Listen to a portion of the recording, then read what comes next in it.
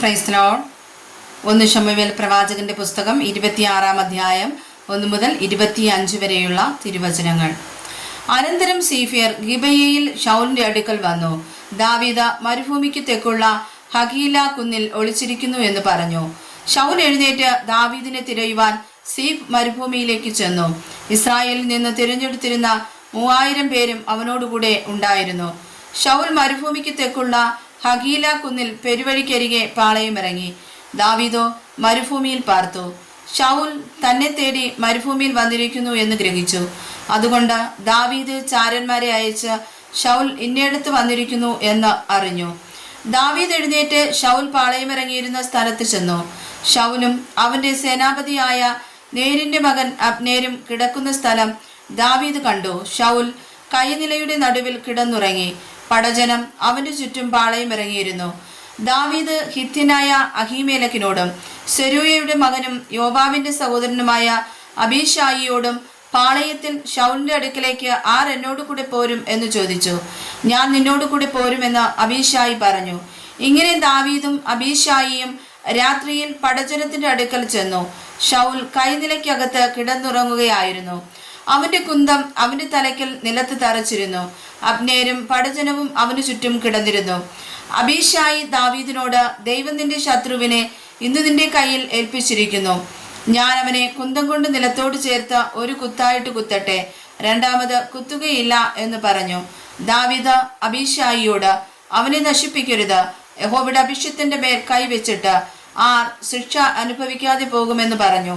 യഹോവ അവനെ സംഹരിക്കും, അല്ലെങ്കിൽ അവൻ മരിപ്പാനുള്ള ദിവസം വരും, അല്ലെങ്കിൽ അവൻ പടയ്ക്കു ചെന്ന് നശിക്കും. ഞാൻ യഹോവയുടെ അഭിഷിക്തന്റെ മേൽ കൈവെപ്പാൻ യഹോവ സംഗതി വരുത്തരുതേ. എങ്കിലും അവന്റെ തലയ്ക്കലുള്ള കുന്തവും ജലപാത്രവും എടുത്തുകൊള്ളുക, നമുക്ക് പോകാം എന്ന് ദാവീദ് പറഞ്ഞു. ഇങ്ങനെ ദാവീദ് കുന്തവും ജലപാത്രവും ശൗലിന്റെ തലയ്ക്കൽ നിന്നെടുത്ത് അവർ പോകുകയും ചെയ്തു. ആരും കണ്ടില്ല, ആരും അറിഞ്ഞില്ല, ആരും ഉണർന്നതുമില്ല. അവരെല്ലാവരും ഉറങ്ങുകയായിരുന്നു. യഹോവയാൽ ഗാഢനിദ്ര അവരുടെ മേൽ വീണിരുന്നു. ദാവീദ് അപ്പുറം കടന്നു ചെന്നു ദൂരത്ത് ഒരു മലമുകളിൽ നിന്നു. അവർക്ക് മതിയായ ആഹാരം ഉണ്ടായിരുന്നു. ദാവീദ് ജനത്തോടും നേരിന്റെ മകനായ അബ്നേരിനോടും, അബ്നേരെ, നീ ഉത്തരം പറയുന്നില്ലയോ എന്ന് വിളിച്ചു പറഞ്ഞു. അതിന് അബ്നേർ, രാജസന്നിധിയിൽ കൂകുന്ന നീ ആരെന്ന് അങ്ങോട്ട് ചോദിച്ചു. ദാവീദ് അബ്നേരിനോട് പറഞ്ഞത്, നീ ഒരു പുരുഷനല്ലയോ? ഇസ്രായേലിൽ നിനക്ക് തുല്യൻ ആരുള്ളൂ? അങ്ങനെ ഇരിക്കെ നിന്റെ യജമാനായ രാജാവിനെ നീ കാത്തുകൊള്ളാതിരുന്നതെന്ത്? നിന്റെ യജമാനായ രാജാവിനെ നശിപ്പിപ്പാൻ ജനത്തിൽ ഒരുത്തൻ അവിടെ വന്നിരുന്നുവല്ലോ. നീ ചെയ്ത കാര്യം നന്നായില്ല. യഹോവയുടെ അഭിഷിക്തനായ നിങ്ങളുടെ യജമാനെ കാത്തുകൊള്ളാതിരിക്കയാൽ യഹോവയാണ് നിങ്ങൾ മരണയോഗ്യർ ആകുന്നു. രാജാവിന്റെ കുന്തവും അവന്റെ തലയ്ക്കിലിരുന്ന ജലപാത്രവും എവിടെ എന്ന് നോക്കുക. അപ്പോൾ ശൗൽ ദാവീദിന്റെ ശബ്ദം തിരിച്ചറിഞ്ഞു. എന്റെ മകനെ ദാവീദേ, ഇത് നിന്റെ ശബ്ദമോ എന്ന് ചോദിച്ചതിന് ദാവീദ്, എന്റെ ശബ്ദം തന്നെ, യജമാനായ രാജാവേ എന്ന് പറഞ്ഞു. യജമാനൻ ഇങ്ങനെ അടിയനെ തേടി നടക്കുന്നത് എന്തിന്? അടിയൻ എന്തു ചെയ്തു? അടിയന്റെ പക്കൽ എന്ത് ദോഷമുള്ളൂ? ആകയാൽ യജമാനായ രാജാവ്, അടിയന്റെ വാക്ക് കേൾക്കണമേ. തിരുമേനിയെ അടിയന് വിരോധമായി ഉദ്യോഗിപ്പിക്കുന്നത് യഹോവയാകുന്നുവെങ്കിൽ അവനൊരു വഴിപാടേറ്റ് പ്രസാദിക്കുമാറാകട്ടെ.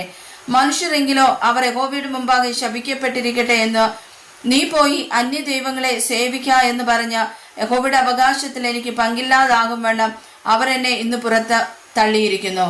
എന്റെ രക്തം യഹോവയുടെ മുമ്പാകെ നിലത്ത് വീഴരുതേ.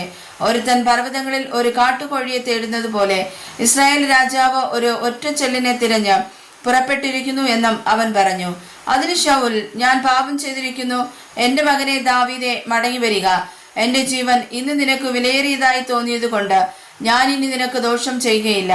ഞാൻ ഭോഷ്കത്വം പ്രവർത്തിച്ച് അത്യന്തം തെറ്റിപ്പോയിരിക്കുന്നു എന്ന് പറഞ്ഞു. ദാവീദ് ഉത്തരം പറഞ്ഞത്, രാജാവേ, കുന്തമിത, ബാല്യക്കാരിൽ ഒരുത്തൻ വന്ന് കൊണ്ടുപോകട്ടെ. യഹോവ ഓരോരുത്തനും അവനവന്റെ നീതിക്കും വിശ്വസ്തതയ്ക്കും ഒത്തവണ്ണം പകരം നൽകട്ടെ. യഹോവ ഇന്ന് നിന്നെ എന്റെ കയ്യിൽ ഏൽപ്പിച്ചു. എങ്കിലും യഹോവയുടെ അഭിഷിക്തന്റെ മേൽ കൈവെപ്പാൻ എനിക്ക് മനസ്സായില്ല. എന്നാൽ നിന്റെ ജീവൻ ഇന്ന് എനിക്ക് വിലയേറിയതായിരുന്നത് പോലെ എന്റെ ജീവൻ യഹോവയ്ക്ക് വിലയേറിയതായിരിക്കട്ടെ. അവൻ എന്നെ സകല കഷ്ടതയിൽ നിന്നും രക്ഷിക്കുമാറാകട്ടെ. അപ്പോൾ ശൗൽ ദാവീദിനോട്, എന്റെ മകനെ ദാവീദേ, നീ അനുഗ്രഹിക്കപ്പെട്ടവൻ, നീ കൃതാർത്ഥനാകും, നീ ജയം പ്രാപിക്കും എന്ന് പറഞ്ഞു. പിന്നെ ദാവീദ് തന്റെ വഴിക്ക് പോയി ശൗലും തന്റെ സ്ഥലത്തേക്ക് മടങ്ങിപ്പോയി. വായിച്ചതായ തിരുവചനങ്ങളാൽ പരിശുദ്ധ കർത്താവ് നമ്മേവരെ സമൃദ്ധമായി അനുഗ്രഹിക്കുമാറാകട്ടെ. ആമേൻ.